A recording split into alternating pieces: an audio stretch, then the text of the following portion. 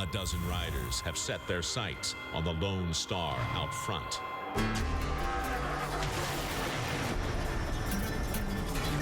Take our time, get this thing fixed up. It's time to cowboy up. 117 laps behind. Oh, trouble, turn 2. It's just a matter of where can Mark Martin finish. The fuel mileage works, and Kurt Busch will go to victory lane here at Texas. It's not over yet. The chase continues.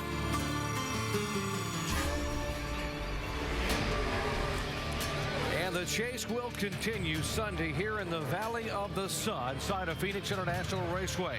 This 1 mile D-shaped oval has been nicknamed the Jewel of the Desert. But starting with today's practice and qualifying, it plays host to the Duel in the Desert, as the point standings in the chase for the NASCAR Sprint Cup have really tightened up. You see there, following Texas, Jimmie Johnson lost 111 points to Mark Martin, sits just 73 points back. Jeff Gordon has gained 80. And folks, what that means is that Mark Martin or Jeff Gordon could either one leave this race here as the points leader, headed to Homestead here for the season finale. Hello, everyone. Welcome inside our pit studio overlooking Phoenix International Raceway, along with Andy Petrie and Dale Jarrett. I'm Jerry Punch. And guys, I got to ask, after what happened last week at Texas, do you think Superman Jimmie Johnson may be a little bit spooked about losing no points, and the fact that Mark Martin now is that close with 2 to go? Spooked, I'm not so sure, but I really think that they found out last week that how easy it is to lose 100-plus points, and they don't like that feeling. They come here now without that big point lead, and they have to think about this race a little different than they would have otherwise. They have to pay attention to points. They can't come in here with this happy-go-lucky kind of attitude and try to win a few races before the end of the year, although they'll be trying. They still have to really worry about these points. Maybe they are spooked a little bit. They definitely have to be concerned, because this is a very tight racetrack. Even though it's a mile long, it races like a short track, and these guys have to really be careful. Splitters can get into a tire, cut a tire down. Things happen quickly here, so you have to really know that they're concerned about what could possibly happen. But the biggest thing is they're still in control of everything that can happen to them. So if they go do their job, they should be okay. Mark Martin's crew chief Alan Gustafson was asked this week, can you outrun that 48 car head-to-head for 2 races? He said, yeah, we sure can. But I'm not sure if we can do it by enough. What do you think, guys? Well, I just talked to Chad Canals this morning, and he said that 5 car is going to be extremely good. He knows the next 2 races that 5 car is probably the car to beat. They're going to try to beat him, but if they can't, he said, if we can't beat him, we want to be able to look at his back bumper. Yeah, and as good as Mark Martin's going to run, Jimmie Johnson and his team are still in control of everything that can possibly happen. They're far enough ahead that if they go do their job, they have their destiny in their hands as to what can happen with this championship. But it's going to be a lot of fun to watch, because we have 2 great races. This Sunday's going to be especially important. I can't wait. Let's get more on Jimmie Johnson, the champion, down in the garage area with Dave Burns. You know, Doc, those were the very words that Jimmie Johnson used when he talked to the media this morning. I can't wait to get on the track at Phoenix, because all I've been thinking about this week are 3 laps at Texas that didn't turn out so well. So they've already been out for their first practice run. It was a qualifying setup run. You can see Jimmie hopping out. They're cooling down the motor for another run, and it'll be a few minutes before he'll get back in and try his second try at it. But believe me, he was ready to get on a different track than Texas this week. Vince Welch? Well, Dave, in April here, Mark Martin sat on the pole, led 157 laps, and won the race. He'll need a similar type weekend this weekend if he's to cut into that 73-point deficit he faces currently. Now, with this being the only practice before qualifying, all the emphasis, as you would imagine, is on the qualifying setup. This, by the way, is the same car that Martin won with in April, and Doc, he also used it to win the chase opener at Loudon. He's comfortable in this car, and he likes this racetrack. Bodes well for the 5 team this weekend. And Vince, you're just talking about the 5 car. He's going to do what he did back in April. Right now, he's been on the track for 2 laps, and he's atop the speed charts. Quickest car here at Phoenix. Well, who was the car that was quickest last week at Texas when it all came down to waving the checkered flag? How about the 2 car of Kurt Busch? And there is the guy who won at Texas. He and his brother Kyle Busch combined to lead all but 13 laps of the 500 miles at Texas.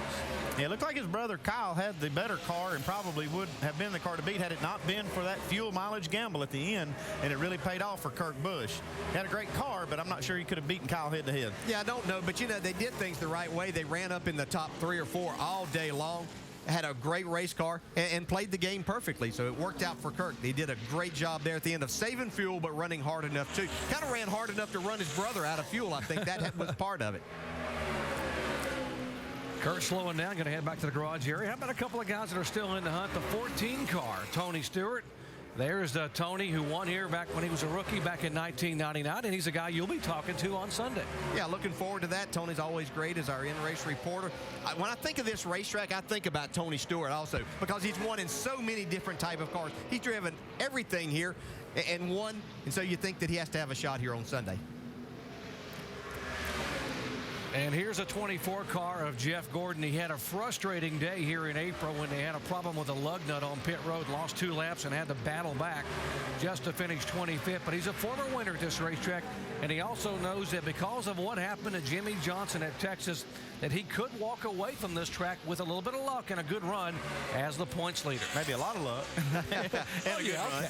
But one thing that amazes me about these Cup drivers in particular is how they can pull right off the pit road, just like this right here. Jeff Gordon pulled out cold right off the pit road. New tires. They're going to go out here and lay down an extremely fast lap right off the bat with no other practice. Yeah, haven't been here since April, and you go out there, and that's what Mark Martin and Jimmy Johnson both have done in running their 2 laps. But that's just the confidence they have in their car, obviously, and in their abilities.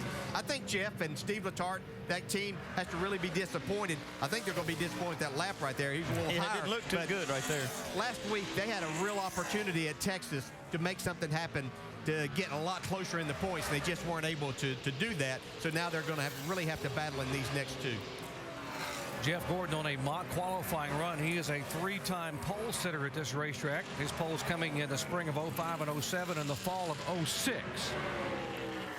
Yeah, that's more like the lap he wants through turns 1 and 2. That lap, first lap, was only 34th quickest. 35th, actually, I'm sorry. Yeah, I'd say the tires were just not quite ready. They weren't up to temperature yet, but now the car looks really good. Looks kind of free, but that's what you need to run a fast lap around here. Yeah, it looks like he's having a hard time turning it down through the center, carrying some speed there. Sure, this is going to be a little bit better.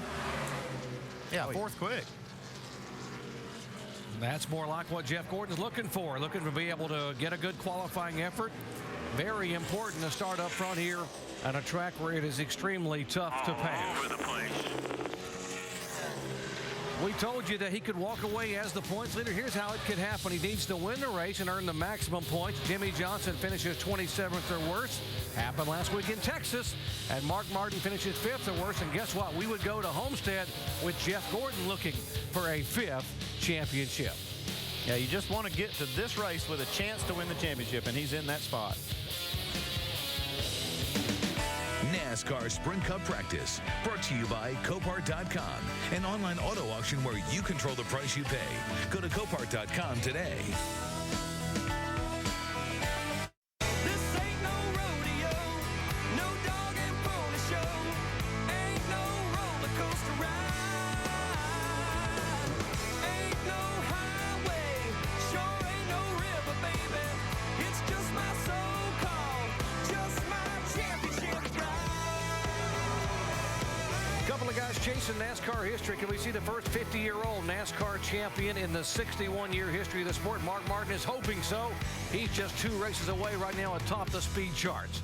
How about the reigning and 3-time champion, hoping to become NASCAR's first ever driver to win 4 consecutive titles, Jimmy Johnson. A 73-point lead, and he right now sitting 3rd overall in practice. Here are the scenarios, guys. Johnson could clinch the title with a 4th place finish in the last 2 races, or Mark Martin could walk away from here as the points leader. He wins a race and leads the most laps, and Johnson finishes 14th or worse, which is not a bad finish. Yeah, it's not hard to finish 14th or worse. I mean, this is a tough group to race against. Yeah, a lot of cars finish on the lead lap here, and certainly now that we're going to be here with double file restarts, the wave around, we could see even more cars finish on the lead lap than what we've seen in the past. This is the first practice session here for the NASCAR Sprint Cup cars on the racetrack, and moments ago, one of our chasers had a bit of an issue. Casey Kane here in his Dodge. Yeah, it's a tough part of the racetrack here, coming out of turn 2, but really most of the time, by right there, you've gotten the car kind of righted, but see Casey out, gets against the wall. Let's go down to Vince. Well, as you can see, they're working on that right rear fender. Scuffed and most of it cosmetic, but they did pound it out just to smooth it out more than anything. Not significant damage, but just smoothing out the right rear fender. And you see they continue to work on it. Also, Casey, and I'm not indicating that this had anything to do with making that wall contact, but when he did come in, he did switch from the clear visor to the tinted visor, so giving him a little bit of a sun shield out here as we enjoy some of this good Phoenix sunshine. Dave? Okay, Vince. Kurt Busch is on his second mock qualifying run, the first run of which was tight on the racetrack. And in the middle of this run, we'll see how he does. They're going to make a change on this car, and it's in the bump steer. The car was tight. He wanted to change the bump steer. I think we're going to check in with Tim Brewer in our Craftsman Tech Garage. Tim, how do you change the bump steer on these cars, and how can it loosen up the race car? Very simple, Dave. What we do, we actually change the inner pivot point of the tie rod in. It's located right here at the drag link.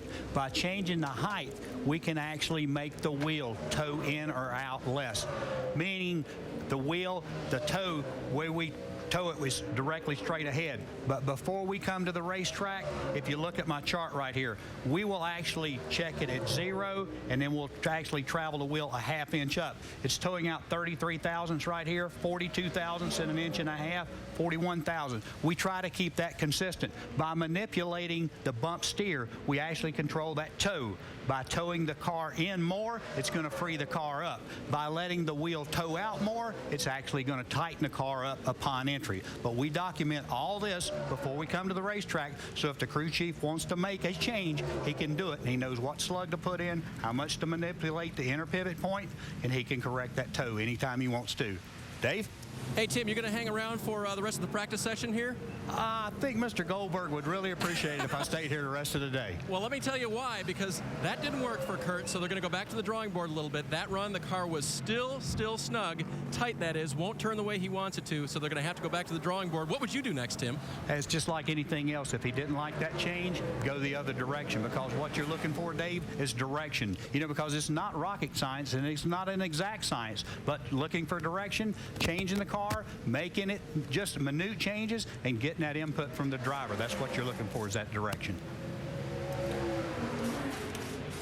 So work on going down there in the 2 camp. How about another Penske car, the 77? And I talked to Sam Hornish this morning, and they were so frustrated. They had a good car, and they got that tap on lap 3 by the 00 that caused him to get up into Jimmy Johnson. Frustrated because they thought they had a good car to run at Texas, but also because that impact cost Jimmy Johnson a good finish and a lot of points. Yeah, you don't want to be the guy that affects that championship, and not that Sam was. Sam was actually kind of a victim in that as well. There was just a racing contact there that got him loose, and you can't get, but you still just don't want to be in this position.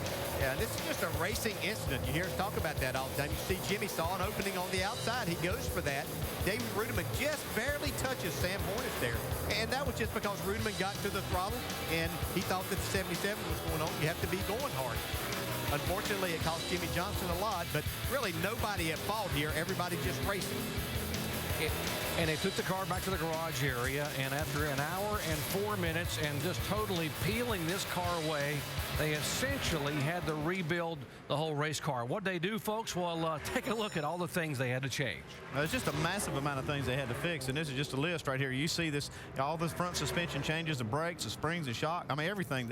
I talked to Chad. They even had to weld and fabricate on the mounts where they're putting all these components on the car. You see right there, I mean, drive shaft, panhard bar, then the frame repair does show up on here. The front sway bar tube. I mean, there's a ton of work that they did on that car to get it back out there and be fairly competitive. Dave? So, Andy, they're doing a ton of work on this car after only 2 laps here this weekend. Why? Well, just think how that all got started last week. He qualified 12th. In fact, Jimmy kicked himself a little bit for that, knowing that he put himself back in that situation. So that's why today's practice, this practice right now, the 2 laps or so they'll run each time, are so very critical. He'd like to sit on the pole. He'd like to be in front of all that this week. Yeah, Dave, I just talked to Chad again, and he said that at 0.04 of a second faster qualifying time, they would have been in front of all that. Yeah, and as they get ready to prepare for qualifying here today, this is a very difficult qualifying lap as a driver. You go out there, you're going to have a hotter racetrack later in the afternoon. The sun can affect you some getting down into turn 1, but you really have to be aggressive. But you get a little too aggressive, then you get the car wheel hopping into the corners or locking the brakes up, you find yourself in real trouble. Very easy to lose hundredths and tenths of a second here, and that can mean 4, 5, even 10 spots. Here's a driver who knows what it feels like not to have a good year, and Carl Edwards, they just can't. They just keep scratching their head and wondering why in the world this 99 car that won 9 races a year ago and led over 1,200 laps still hasn't won in 2009. 9 races. That is a lot of races to win, and then to come in the next season and still not have a win by this time, it's got to be baffling for them as well. Yeah, it's a crazy business as you get into it, and you know that you're going to have ups and downs. Just like last week, they looked like they were making some progress moving forward in the race, but here Montoya gets loose down into turn 1, gets inside, and gets into Carl Edwards. Jeff Gordon just barely misses. That could have been even more of a devastating day if Jeff got involved in the middle of that, was able to miss it. Yeah, I was talking to Carl earlier today, too, and he said that if he thought he had given Montoya quite a bit of room there. He really did not expect to get turned right there. Well, he had given him quite a bit of room, but Montoya was going to need all the way to the wall to make sure that he didn't wreck that, and Carl just happened to be there. Jeff Gordon ended up finishing 13th last week. You saw him repairing the splitter on pit road from last week at Texas, and he could have gained more points had they been able to take advantage of the door that had been opened by the wounded champion, Jimmy Johnson, but they just couldn't quite get it done. Yeah, that's real frustrating when you have that opportunity and you're not sitting there, poised to take advantage of it. It really does hurt. Yeah, but you see one thing about it, these guys all came here ready to go. Of our top 4 right now, it's 3 of those guys. We have all chasers there, but Martin, Johnson in 3rd, and Jeff Gordon in 4th, so they're ready to battle. And Montoya is 2nd. We'll update him when we come back in just a moment here. Lots of motorsports coming your way for the weekend. NASCAR Sprint Cup Series qualifying at happy hour tonight and tomorrow, 5:30 Eastern Time, 3 o'clock. And, of course, the NASCAR Sprint Cup coverage presented by Goodyear Sunday on ABC at 2:30 Eastern Time. Could we crown a NASCAR Nationwide Series champion? Kyle Busch finishes 7th or better. We will become the champion at Phoenix. You'll see it tomorrow, 4 o'clock Eastern Time on ESPN2. And Automobile Club of Southern California qualifying and finals for NHRA action tomorrow and Sunday, both on ESPN2. Back with more practice in a moment.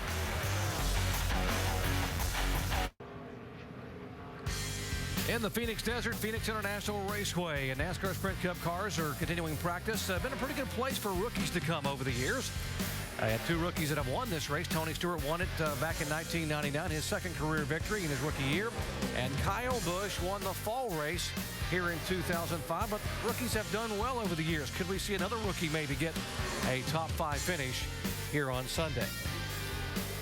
That's a pretty good crop of rookies right there, though.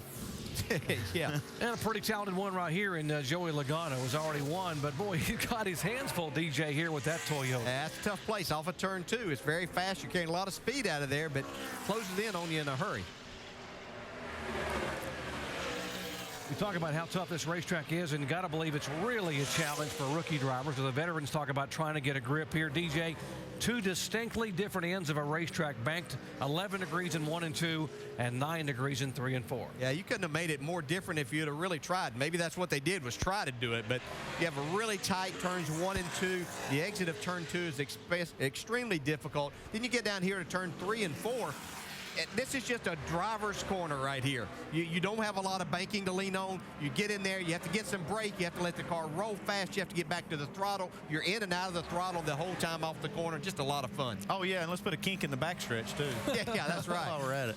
And the front straightaway is also downhill, which really helps on those double file restarts so you can all wreck and wad up in one spot. Now, from a 19-year-old rookie to a 50-year-old champion hopeful, as Mark Martin now getting ready to pull back on the racetrack. We told you that Mark could become the oldest champion in NASCAR Sprint Cup history. The answer to the trivia question, who's the oldest right now? Well, there it is. Bobby Allison at 45. And the DJ, you're on that list there back in 1999. Yeah, I'm not getting any younger either, so. Yeah, Lee Petty did it twice. How about that, huh? 2 of his 3 championships for Lee Petty over the age of 45.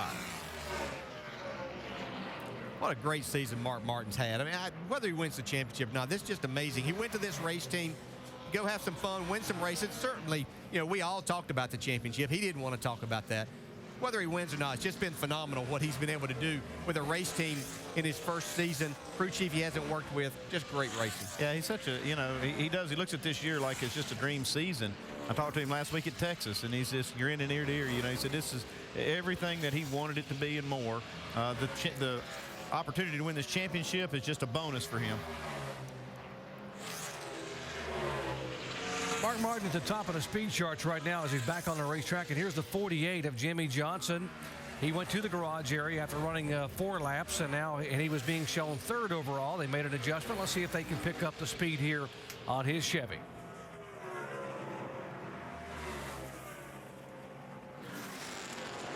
Really critical part of the track there, getting down into turn 1. You have to be careful. It's a hard braking area. You get on the brakes too hard, though, you'll get the splitter down on the racetrack, then your car won't turn. So there's a really fine line and balance there that you have to not cross over as a driver. Talked about how tough this racetrack is to negotiate and to pass on. But Andy, also qualifying up front here, you got a curved pit road and you get that primo pit pick. Oh, yeah, there's a lot of advantages to qualifying well, but this is one of those tracks also that track position is so important.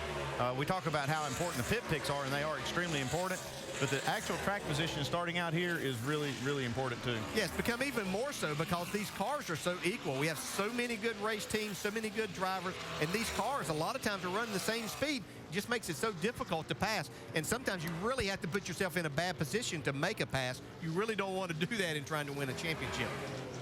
I watched Mark Martin's 2 laps he just ran on his second run, and Jimmy Johnson's. They're virtually identical laps. They did slow down quite a bit from their first run. It just shows you that you lose a lot of grip in the tires as you put a few laps on them. Here's a 24 car waiting on pit road, and if you're wondering why he's sitting there while everyone else is practicing, he wants to go out and try to get a mock qualifying run. Yeah, and this is a difficult place as a driver. You rely on your spotter all the time anyway, but as a driver, you're sitting down here in the middle of turns 1 and 2. You can't see what's coming and judge from that, so you're totally relying on the spotter to tell you when you can get some open racetrack so that you get a good gauge of your car and exactly what you have. And now Steve Letart's up on the truck, and he's watching this run. Now, he knows that these tires are going to lose a little grip, so he's gauging what... Okay, go ahead and fire it up. What the other 2 teammates ran. They ran about... Start rolling for me right now. A 2780. Coming into 1 right now. I'll get you behind him, okay? His teammates ran 2780 on the first lap, 2769 for Mark Martin, and 65 for Jimmy Johnson. Now, they're going to compare their 2 laps they run right here to what they just ran on their second runs, and that's how they gauge whether they've made their car better or not. Yeah, not necessarily what you ran that first time, because you know that you're going to lose the 2.5 tenths. Jeff Gordon qualified 4th here back in April. We documented the fact that he had the little miscue in the pits where a lug nut was not tight, and he had to come back in. And boy, if you make one mistake, up across the track, make one mistake here at Phoenix, it can cost you big time. He lost 2 laps having to come back down pit road and finish 25th. Certainly at this stage of the game can't have any type of scenarios like that if you're going to try to make up some points and give yourself an opportunity when you go to Homestead in our final week.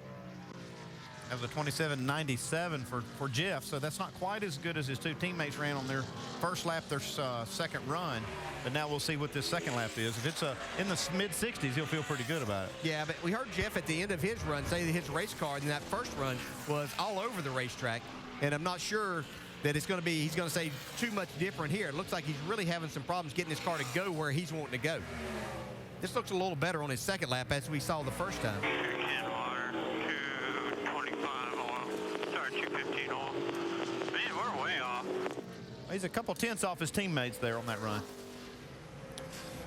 Back in the garage area, you see Chad Canals and Jimmy Johnson talking. How good has Hendrick Motorsports been over the years here? They've won the last 5 Phoenix races in a row, and the top 3 Hendrick Motorsports drivers in the chase have combined to win 6 times. One of those wins for Mark Martin, by the way, was back when he was driving for Jack Roush. Look at the average finish. How good is that?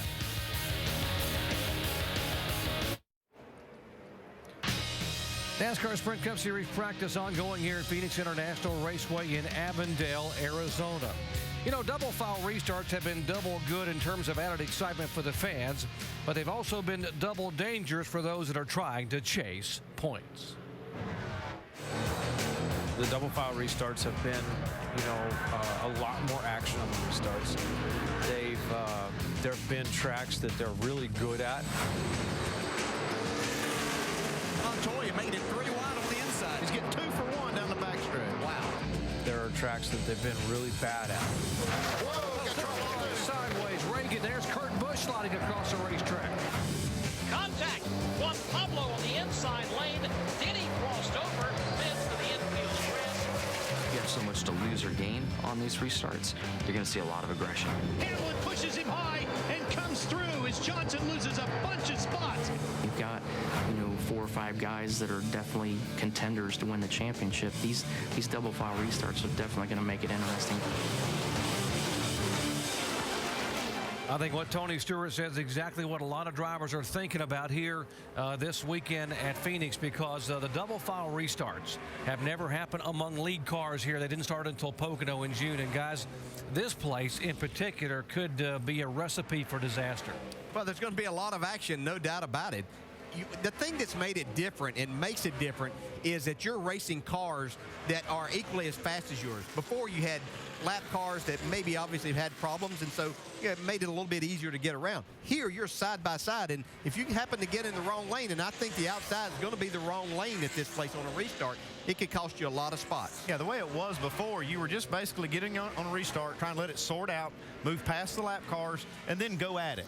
Now, as soon as that green flag comes out, you are going at it with everybody around you, and it's for every spot. And look how narrow the front straightaway is there. You see where Kevin Harvick is coming down. Over the years, even when we didn't have double foul restarts, we saw chain reaction crashes on restarts here because there really is no room there as you come out of turn 4 to get out of the way.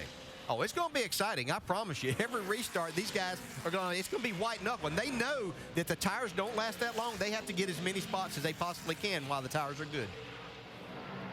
I'm not saying the tires get bad, they just lose grip, and then that makes it more difficult to pass. It's like coming off of an interstate ramp and coming into an alley is the way that front straightaway looks. We talk about how important teamwork is. How about the newcomer for Penske Racing, Brad Keselowski, in there talking to a driver who's agreed sort of to be his mentor, Kurt Busch. And Kurt Busch is a good one to talk to here because he finished 2nd and 3rd the last 2 races. And Brad really trying to learn as much as he can before making the full transition to run wide open for the Cup season next year. That's really smart of Brad Keselowski to go over here and talk to Kurt Busch. Brad is 34th on the sheet so far, and the 2 cars over there in 14th. So he's going to go over and talk to Kurt, see if he can get him a few pointers. Maybe there are particulars about this car and the Penske cars in general. He's probably still up in that learning phase of trying to figure out what it takes to make these cars go fast. While these two talk, how about Kurt's younger brother, Kyle Busch, and what a disappointment last week. He did everything but win on Sunday, and he dominated on Sunday. Won the truck race Friday, the nationwide race Saturday. By the way, running the triple header again this weekend here at Phoenix, and came within 2.5 laps of winning it on Sunday until he ran dry on fuel. Vince? Well, some of these teams are focusing a little more on their qualifying setups here in the early going of this practice session, but not Kyle Busch. They're working on their race setup, and he's actually pretty happy with it. Says he could stand a little bit more grip, a little bit too free, but otherwise, other than the extra rear grip, he's really pretty happy with this car, and he likes being out here in Phoenix and the different characteristics of this racetrack. When you talk to some of the drivers about what this racetrack presents in regards to challenges, there are numerous challenges, but you know, a lot of these guys tend to like those challenges. It's a driver's track, and it seems to give some guys a little bit more of an edge than others, and Kyle may be one of those particular drivers. He's won here once before, and in fact, when he did win here, he was the youngest Cup winner ever here at Phoenix. So far, so good for the 18. Hey, you see Dave Rogers up on the truck now. He's got a bird's eye view of the racetrack. He's watching the car go around the racetrack, seeing what he can see there about where he's running on the racetrack as far as a groove. He's looking inside that monitor you see right there. That's looking at his lap times versus the other cars on the racetrack. did a good job. Coming in here last week and run as well as they did, he had to feel really good about the decision to switch crew chiefs over there. And DJ, Kyle Busch said he hadn't driven a car that good in a long time on Sunday. And at the end of the race, Dave Rogers is beating himself up, saying maybe we didn't get the car full of fuel. Kyle says, you know, I feel bad. Maybe I didn't save enough fuel. Either way, they shouldered the loss as a team. Yeah, and that's what they have to do. And I think it's very important here that they're doing race runs right now because they need more time to communicate it for exactly what Kyle's looking for. Yeah, they want to qualify well. They'll leave themselves enough time to make a couple of mock qualifying efforts. But to get on the same page with their race car, because quite honestly, this is where Kyle and Steve Addington struggled on these type racetracks, these flatter tracks where they don't have the banking to lean on. If Dave Rogers can come in here and work with Kyle and they can get that program better, better watch out, guys.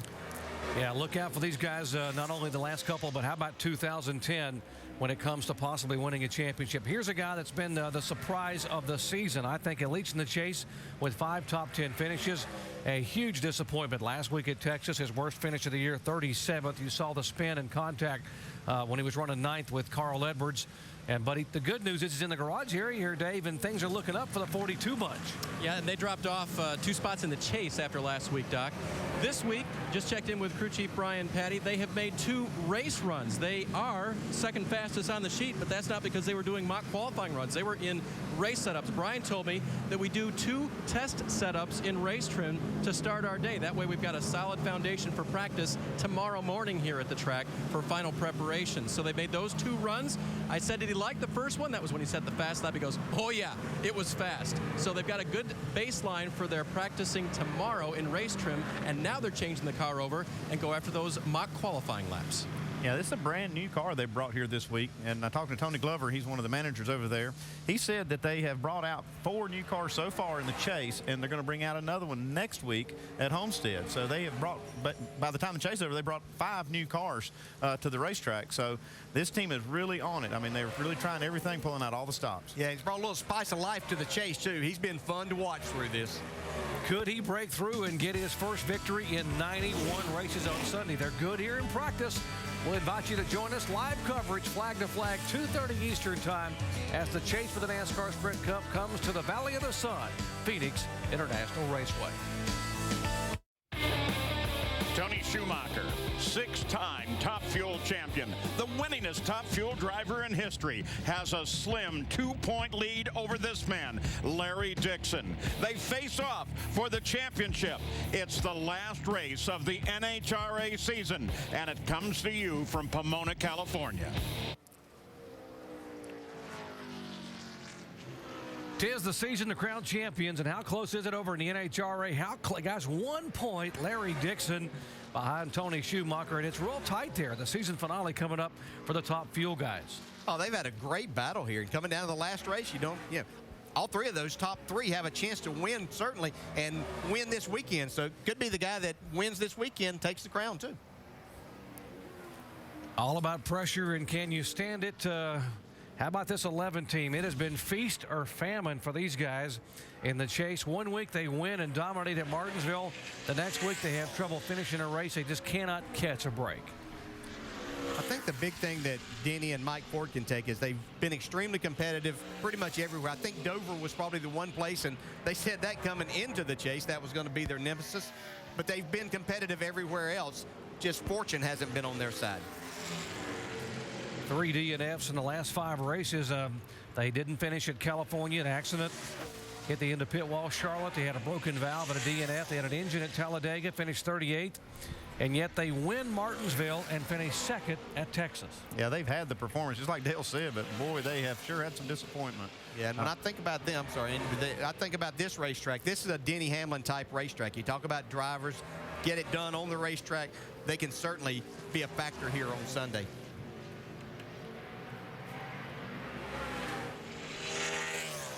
So Denny's slowing down, and coming up to speed is the champ here, Jimmy Johnson, trying to get a little heat in those tires. See what he can do after they've made some adjustments. He wasn't bad when he went back to the garage area, 3rd overall, but he's not good enough, and drivers are never satisfied until they're P1. Yeah, his last run, he ran a 27.65 for a fast lap. So if he's still on the same set of tires, they'll try to equal that here. Be kind of hard to do. These tires do lose some grip after you put laps on. Whoa, I'd say the rear one's lost a little bit right there.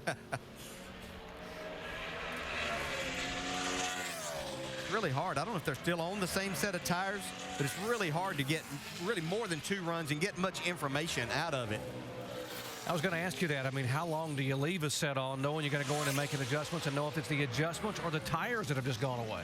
Well, that's a big question for sure. Yeah, and far be it from me to be questioning Chad Knaus and Jimmy as how long they'll leave.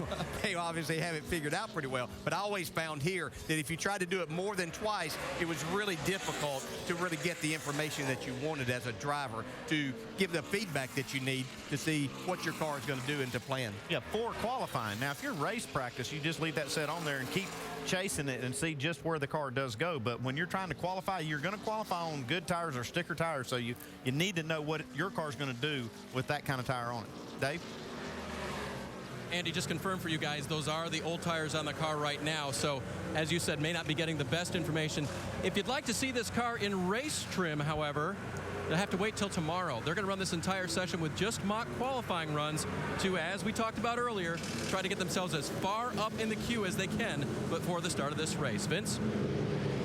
Looking at the 9 of Casey Kane, and earlier we talked about the fact that he'd scuffed that right rear off turn 2, and they're getting the car about ready to go back out. Casey has gotten back into the car, put the helmet on, and put the window net up. And I visited with Casey while he was out of the car for a moment. He said it was just too tight in 1 and 2, and coming out of 2 is where he'd made that wall contact. So they worked to get that front end to turn a little bit better. And by the way, previously we talked about the fact he'd also made a visor change to go from the clear visor to the tinted visor, and he said actually they changed the entire helmet.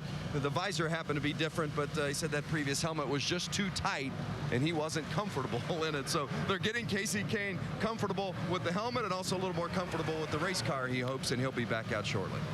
May want to go to the padded visor if it keeps bouncing it off the wall there. Casey struggling here. He's finished 13th the worst the last 5 times he has come to Phoenix. There's a 39 car of Ryan Newman, and he's had his hands full here in this session. You see him be a little bit on the free side coming out of the corners a couple of times. You want your car to turn in the center of the corner, but you have to have that forward bite. Oh, fence. And with Ryan Newman, the issue at this point is just the fact that as soon as he gets back on that gas, he feels like he was hitting the splitter on the front end. That was in that earlier run, so they changed the spring to help with that. And as you said, Dale, and we've heard it from many of the teams up and down the garage area here on the radio, that when they start to get back on that gas, the car gets loose and they don't feel like they're getting that drive off. So certainly a lot of teams working on that here this afternoon. In front of this group is the 43 car of Reed Sorensen. It's been a very difficult week for Richard Petty Motorsports. A lot of layoffs. We're told they have like 4 people left in the Dodge engine room. Of course, the merger next year, they go to Ford with Yates Racing. And also, we're hearing lots and lots of people being told that they are not coming back, and they're trying to trim these team downs. And this driver here, Reed Sorensen, looking for a ride in 2010. Yeah, Reed Sorensen has a lot of talent. It's just matter of getting in the right place with the right people surrounding you. It doesn't matter how good you may be, whether you're Jimmy Johnson, Montoya, Mark Martin, Jeff Gordon. If you don't have that right crew chief, the chemistry with that crew chief and the rest of the cast surrounding you, then you're not going to be able to showcase all the talents that you have. I think Reed has what it takes to do well and to win races. Since he first came in the Nationwide Series, I just thought he was one of the guys that had a promising future in this sport. Now he's going to need to get a good ride. And here's another young man that a lot of us talked about at the end of last year that was going to go on and win and possibly be in the chase this year, but certainly hasn't lived up to that, unfortunately. No, he has not. I mean, really felt like this was going to be a coming out year for David Reagan, but just hasn't been. I mean, you know, maybe this is just an off year. Next year will be great for him, but been a little bit of a disappointment so far this year. Yeah, only 2 top 10 finishes this year for that 6 car of Reagan, 6th at Daytona and 7th at California after just missing the chase a year ago. Yeah, you can see right there coming out of turn 4 how he had the wheel turned back to the right some we could see. So he really had his car freed up getting out of the corner. And that's a fast way around. You have to really be careful because you need to be in the throttle all the way off the corner, not getting out of it. Here's the 42 car now back out of the garage area. Montoya, we told you he was second quickest in the session. They had gone in and adjusted on the cars. Yeah, they'd been making race runs at first 2 times out. Now they've spent some time, put the car in a qualifying mode. So now they're going to go out here and just try to do what the other cars have been doing, and that's just lay down a fast lap for qualifying, to simulate qualifying. Pretty impressive. He could put up the second fastest time in race run conditions. Yeah, he runs a 27.46 that first lap in that configuration right there. Yeah, by what we've seen, a couple of tenths of a second pickup on the second lap of these tires. We'll basically see that when we get into qualifying too. There's nothing like bringing a new race car to the racetrack though, and having it perform like this. I've been one of the ones I love bringing new cars to the track because you've always got everything that you've learned, all the best things that you've learned in this car, and you know, you just seem to run better with new cars. We talk about how this team has really evolved on Pablo Montoya over the year and how good they have gotten in the chase, and you know, and just how consistent they are on the racetrack, and some other teams that have started to move up in terms of consistency. How about the RCR guys? Late in the year, after struggling early in the year, they had 3 RCR guys finish in the top 10 at Texas. And look who is atop the average chart, 5-lap averages. Jeff Burton, the 2-time Phoenix winner, #1 overall. Montoya, Hamlin, Truex, and Kyle Busch is there. Sam Horney's pretty good. Bobby Labonte, maybe an announcement coming up tomorrow for him. Back in a moment. Practice ongoing here in the Phoenix International Raceway. NASCAR Sprint Cup Series cars trying to get dialed in for qualifying, which you'll be able to see later today. And, of course, the race on Sunday. Now, some of the cars that were newcomers to the series don't have a lot of owner's points, don't even get a garage stall. How about the 71 car? We talked about the little NASCAR team that could. 10 people total they've got working. They've bought used cars from Ganassi and from Art Richard Childress, and they lease engines, and possibly an announcement tomorrow involving the driver who's in that car, Bobby Labonte. We're told Kevin Buckler will make an announcement that he will have a sponsor and driver for next year, and the speculation is it'll be Bobby Labonte as his driver for 2010.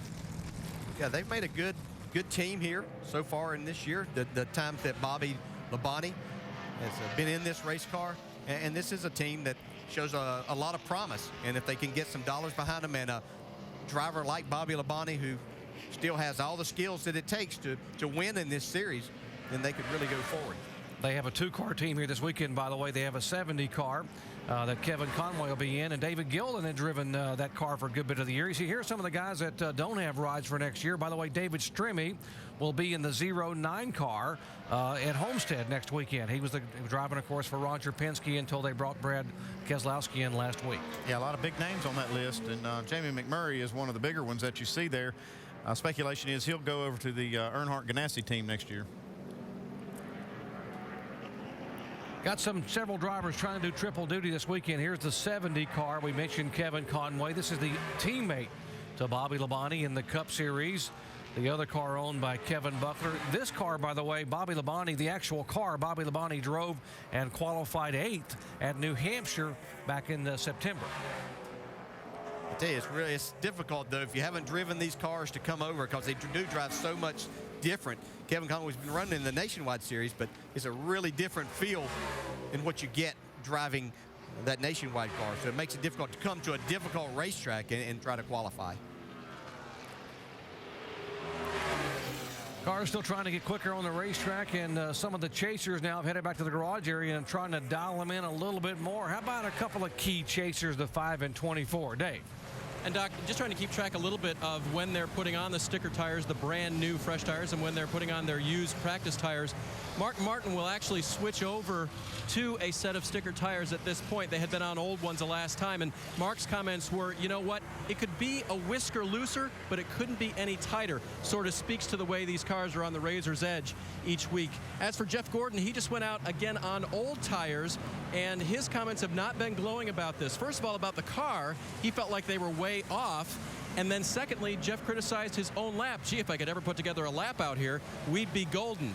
And Steve Letart's comments about putting on the fresh tires, not until we find our way. When they get close, then they'll bolt on these fresh qualifying tires when they think they're a little bit closer on the setup, and maybe Jeff on the way he's driving his laps too. Yeah, it's so difficult to put a full lap together. I mean, people will do it, and Jeff Gordon's a great driver, and he'll go out and make that happen too. But it only takes just a little bit. If you get into turn 1 a little bit too hard, that's going to mess up pretty much the rest of your lap, and you can't really make it up. You start trying to make it up, you find yourself in more trouble. Yeah, and you see just for the comments that Mark Martin made, you know, he said it could be just a whisker looser but no tighter. Well, that doesn't give you a lot of wiggle room trying to set the car up, and it just shows you that these cars are absolutely on edge when they're making these laps. That's why Jeff's saying it's so hard to put a lap together, because he's really got his hands full. Mark Martin sat on the pole back in April in that car. Will he do it again today? Well, we'll have the coverage for you coming up later today, 5:30 Eastern Time, NASCAR Sprint Cup Series qualifying. Happy hour tomorrow, 3 o'clock Eastern. And then live flag-to-flag coverage. The chase continues. NASCAR Sprint Cup Series presented by Goodyear, Sunday, 2:30 Eastern Time on ABC. The NASCAR Nationwide Series, we could crown a champion here tomorrow, 4 o'clock Eastern Time, if Kyle Busch can finish 7th or better. And, of course, how about crowning a champion in NHRA style? They will do it here this weekend, qualifying and finals Sunday at 7 o'clock Eastern Time on ESPN2.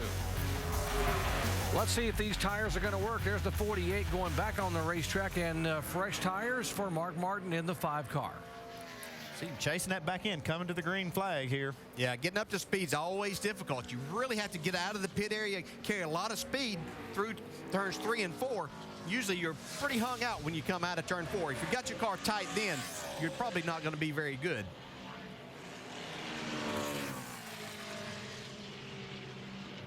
And Mark's car looks really good through this corner. Carried a lot of speed coming off. This will be his first lap in his simulated qualifying run. Yeah, that's 27:32. That's a really fast lap, especially for a first lap. Whoa, now that thing turned just a little better than he anticipated. Yeah, a little too good as he got back in the throttle there. Got the left side tires down the apron. That'll probably hurt his exit speed a little bit right there.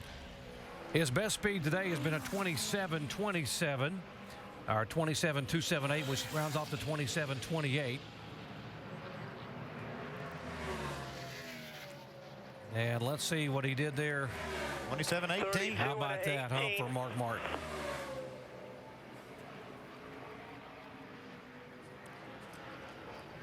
Well, Mark's giving him something to shoot at with those fresh tires. He 27.18. Let's see what Jimmy Johnson can do here. We're checking to see if he's got sticker tires on as well. That way we can kind of compare his run to Mark's. Yeah, while we're watching him, we'll tell you that Kyle Busch has jumped up to the 2nd spot now. He just ran a 27.26. Dave? Well, guys, right now as they switch back and forth, I believe Jimmy is on old tires, and part of that is because they are stacking up the fresh sticker tires in his garage area right now, anticipating their next run. So, again, just trying to make sure they've got their line established where they want to be. In fact, Mark Martin was just talking about that on his last run, what they might change on that, too, and whether they'd bolt on stickers or stay with this set of tires. So, as you guys were saying, it's all when you get it right when you want to see these fast laps clicked off. Yeah, a couple guys that are really picking it up. Kyle Busch just went to the top of the chart, and Brad Keselowski is now in the top 5 in 5th spot. So the discussion for the 2 and the 12 worked out, helping Brad Keselowski. And how about the 18 car for Kyle Busch? Disappointment at Texas last week, but right now he is the fastest of the fast in the garage.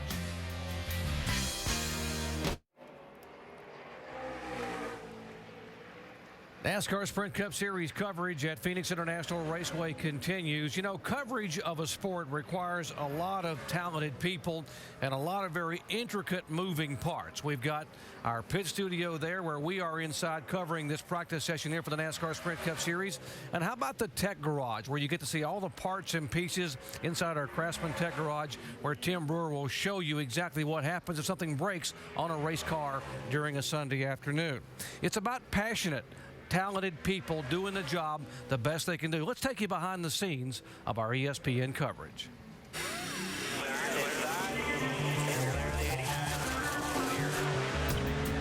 I have never seen a company more aggressively go after broadcasting an event. But the first time I saw all those trucks lined up, I kind of looked around and was going, well, wait a minute. We're using all of those trucks for our broadcast? We had to have a set of trucks that were purpose-built for us, to our specs, to what we were looking to accomplish. The one thing that was impressed upon us was that every camera that we used during the broadcast would be a true HD camera. We wanted a venue to broadcast out of. We wanted to be close to the action so that they could actually look out the window, actually look at what's going on. We also wanted it elevated, so that's when we got the tractor trailer rig that's on scissor lifts that lifts it up in the air. How you doing? Alan Bestwick, host of ESPN's NASCAR Countdown. I get tired of seeing all these TV shows of people showing off their houses. Let me show you my weekend home. Picture a TV studio on wheels. That's what this is. Desk, lights, cameras, computer monitors, all the technology that we need, we have in this one unit that runs anywhere from New Hampshire to California and from Kansas down to the tip of Florida. Alan Bestwick with Brad Daugherty and four-time Pocono winner Rusty Wallace, Mark Martin. Thanks for taking the time. Tony Stewart joined us, Jimmy Johnson, Chad Knaus. Thanks for spending a few minutes here with us. That is sweet, baby. This is one of the only portable studios like this in the world that utilizes technology like this. We've got the LED lights. We have the all HD desk. I don't believe there's a curved desk like that on any studio or set. The LED fixtures keeps the environment cooler down there to keep the talent cool because they're in there for hours sometimes. You could only imagine that with all the places we're at in the South and the Southeast, there'd be an oven in here. It'd be the ESPN pit sauna instead of the pit studio. What I love about the tech crew is they're all best at what they do. I don't know anything about robotic cameras. They're the best at it. I don't know anything about the lighting. We have the best at it. We have the ultimate in circumstances to conduct our business in, and I'm not sitting here mopping sweat off my brow, nor am I sitting here swatting bugs away. I know I can come here and I can focus on the work that we have to do, and it's invaluable. Hi, I'm Tim Brewer, and I'm going to introduce you to the best kept secret in sports television. This is the Craftsman Tech Garage itself. It's a studio with all the lighting, the cameras, and the cars, and all the props. Anytime they throw a scenario at us, we have to be prepared. Well, that's what's left of the tire. I'll go down and explain how this all works as we go to our Craftsman Tech Garage and Tim Brewer. Well, hey, we've got one. You can see the hole in this tire. This is fresh off the 98 car. All those parts that Tim has in there are actual parts. And I don't think that there is a single part that is on a car that Tim doesn't have in that tech center to show as an example and explain what it does to the viewer. This is a touch screen. With this technology, I can go in, actually show the engine, the valve spring itself. There's no way I could survive without the touch screen itself. We can illustrate power steering issues, water pump, the radiator, oil filter, oil pump. People watch cars go around a circle for 500 miles. They don't understand it.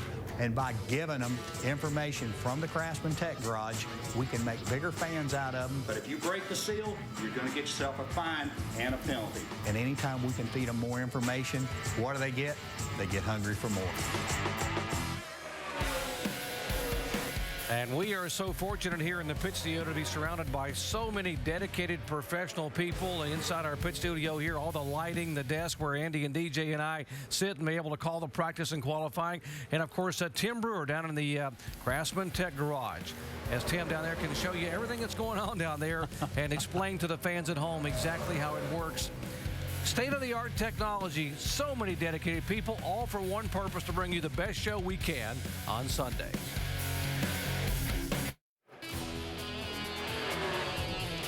The Valley of the Sun is somewhat of a valley of clouds right now. Cloud cover over Phoenix International Raceway. And because of the cloud cover, we're seeing some shuffles among the speeds in the top 10. Yeah, Jimmy Johnson just went to the top of the board. Just ahead of Kyle Busch. Jeff Burton jumped up there to third. Michael Waltrip, 8th.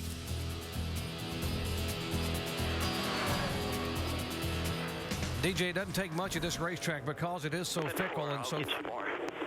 Good stuff.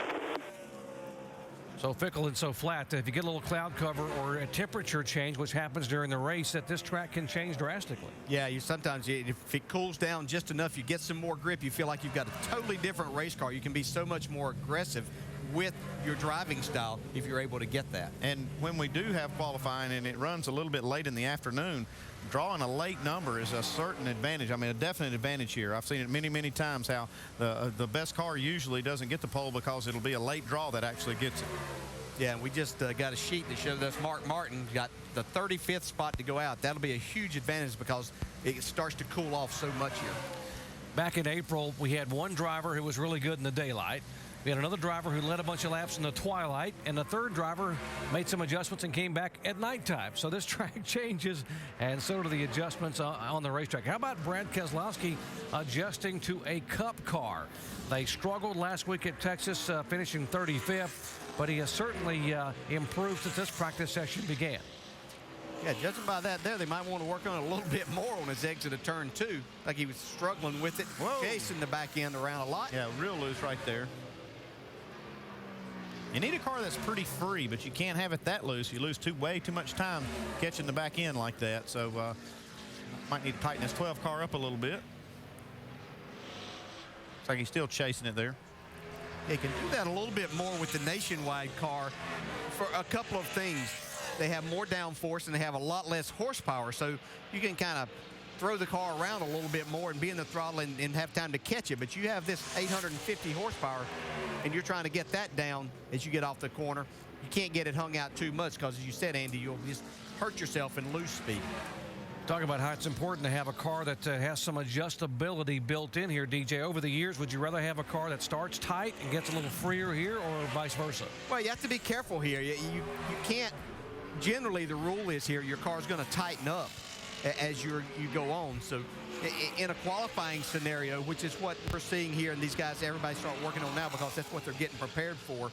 You want to have it turning in the center, but you have to really be able to hammer the throttle on the exit of the corner. So I always found that I had to tighten my car up a little bit more than maybe what I thought was necessary if I was going to be able to really go out and throw the car around in qualifying. In a race setup, you have to have your car turning. If it doesn't do that and you're sliding the nose through the center of the corner, you're going to get passed a lot throughout the day. So you're going to have to be on the looser side with the anticipation of the cars. Going to get a little bit worse as you go on, but again, you can't have it not turning in the center. That'll just kill you on both ends of this racetrack. Just saw Tony Raines a moment ago, and Andy, a lot of discussion that the owner here, Brad Jenkins, thinking about maybe running two cars, a 34 and 37 full time next year. And they looked at different options for manufacturers. Did they go to one manufacturer versus another, and sponsorship? But it's interesting. Sometimes the lean times for some can be opportunities for others. Yeah, it's good news to hear that there is somebody wanting to run two cars next year, and that you have that kind of interest there. And Tony Raines will be glad to have a ride next year, too, I'm sure.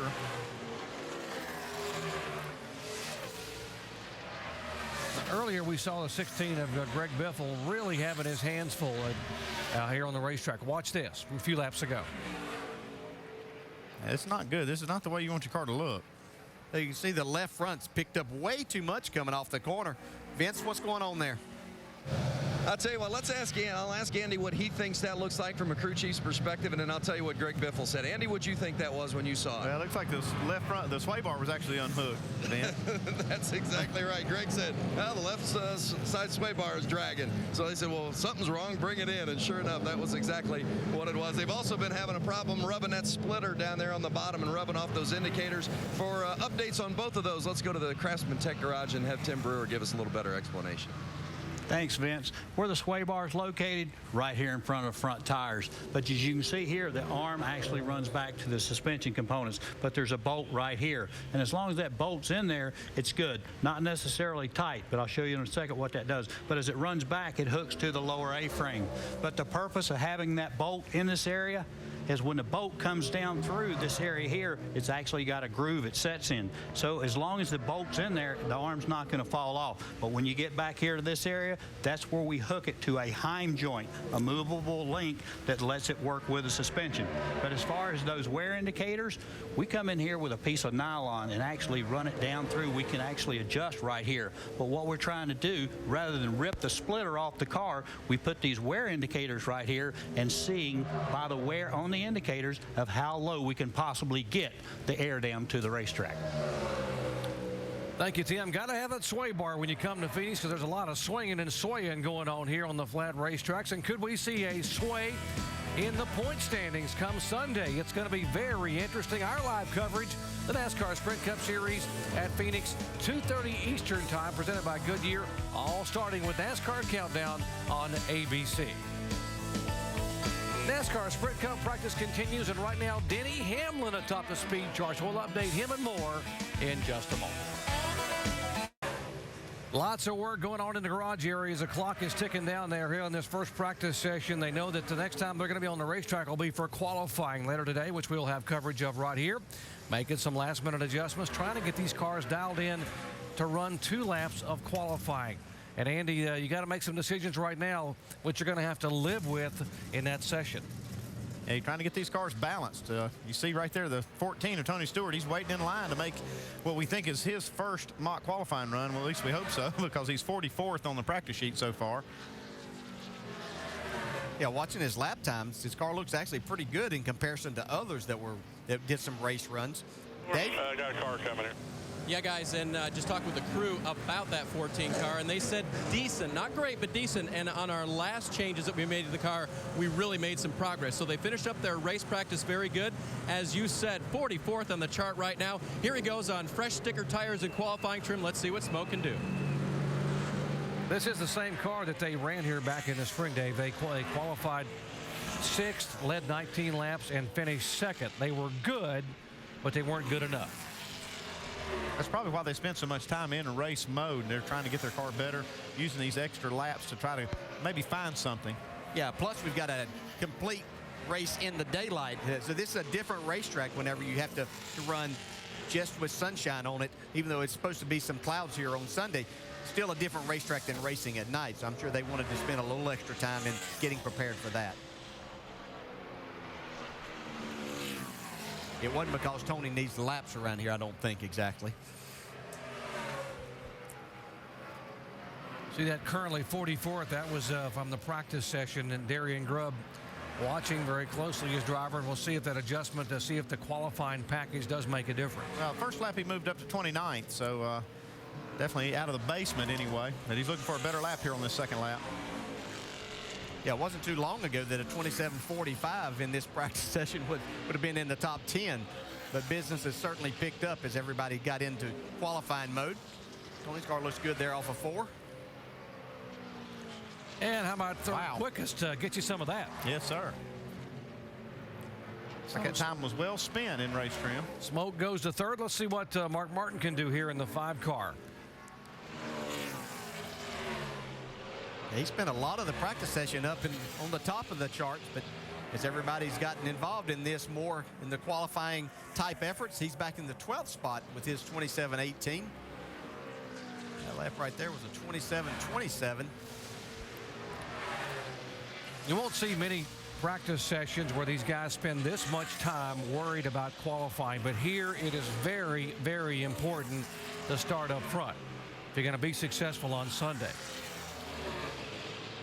Mark's fighting his car a little bit more here. It looked like it was hung out maybe a little too much in the center of turn 4. He moved up to 3rd, though. 27 and a 02, Mark. Got us 3rd. Nice job.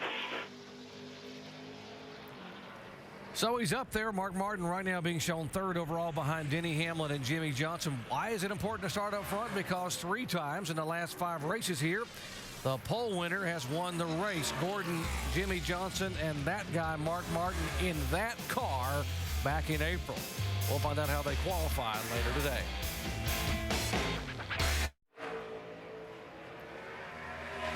We want to know who will be atop that pylon in qualifying later today. We invite you to tune in at 5:30 Eastern time for live coverage of qualifying. Of course, happy hour coming your way tomorrow. And coverage of the race here for the NASCAR Sprint Cup Series presented by Goodyear Sunday at 2:30 Eastern time on ABC. NASCAR Nationwide Series action at Phoenix here tomorrow at 4 o'clock Eastern time. And we're going to crown a champion in NHRA style. Qualifying and finals coming your way Sunday at 7 Eastern time. Who will be the NHRA champion? Automobile Club of Southern California.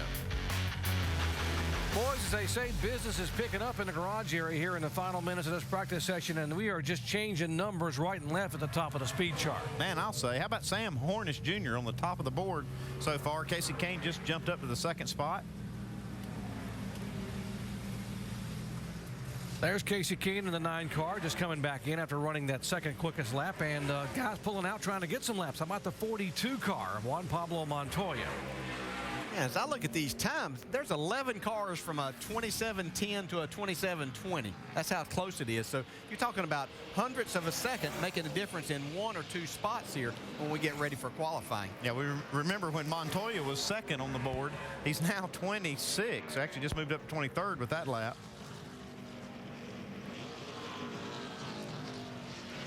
Definitely a moving target. So one hiccup in qualifying, you can go from 1st to 15th. Yeah, if you're lucky, then if you hiccup, Could be it a whole only lot went more back than to that. Well, Juan Pablo has never had a top 10 finish here. Although he never had a top 10 finish at a lot of tracks this year. Moves in that 26-second bracket up to 6th spot. Denny Hamlin had been atop the charts until all this flurry began with Hornish and Casey Kane and Kyle Busch. Now he's come back out. If he can get back where he was before.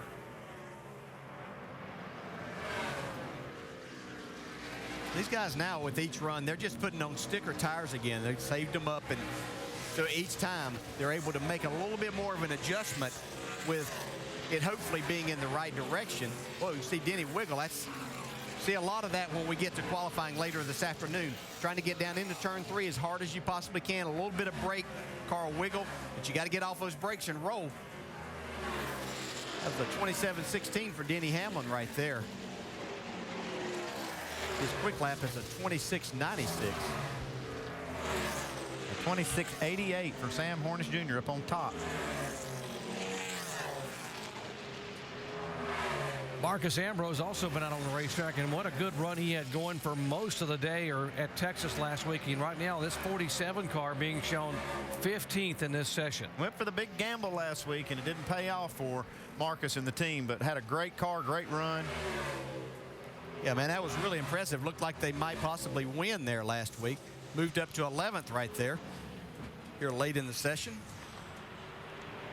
He shut her off. Gonna bring it in. Always love these final minutes of a practice session because everybody throws everything they've got. If you got something you've been hanging on to in the garage area, you got to show it here so you know if you got it or not in qualifying. How about where our chasers are in terms of practice? You see Jimmy Johnson 7th. Greg Biffle now all the way up to 4th. You see Hamlin back in 5th. I think when it comes time to qualify that Ryan Newman won't be back in the 20s either. He's always somebody that's good here qualifying. Kurt Busch back in 24th position, last week's winner. Got to wonder if he's going to have time to get out and get a lap or so in. There's just about a minute or so left in this session. Yeah, so far he's the slowest of all the chasers in practice, and he was a winner last week. So let's see what he can do this last run. He's going to get one more shot at it.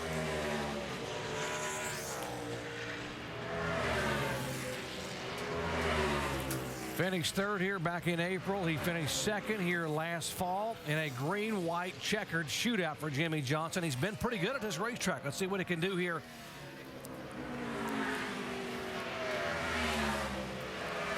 Got to beat a 26:88, which is going to be really, really tough to do that Sam Hornish has put up there. Well, that's his teammate, so he knows what kind of setup it takes to run that 26:88. And he'll prefer that come in a couple of hours, that perfect lap. He wants to get a good idea of what adjustments they may have to make before qualifying. Woo, man, got all there was off turn 4. Right up next to the wall. Well, the points chase has tightened up after what happened in Texas. That guy won the race, and Jimmy Johnson finished back in 38th position. And now we're about to find out what's going to happen here for the weekend. Final practice before qualifying. Here's the top 10 practice speed. Sam Hornish Jr. atop the speed charts. Look at Montoya there as well. Got some nationwide action coming your way tomorrow at 4 o'clock Eastern time. NASCAR Nationwide Series action. NASCAR Sprint Cup race coming your way 2:30 Sunday, presented by Goodyear. Coming up next, ESPN News.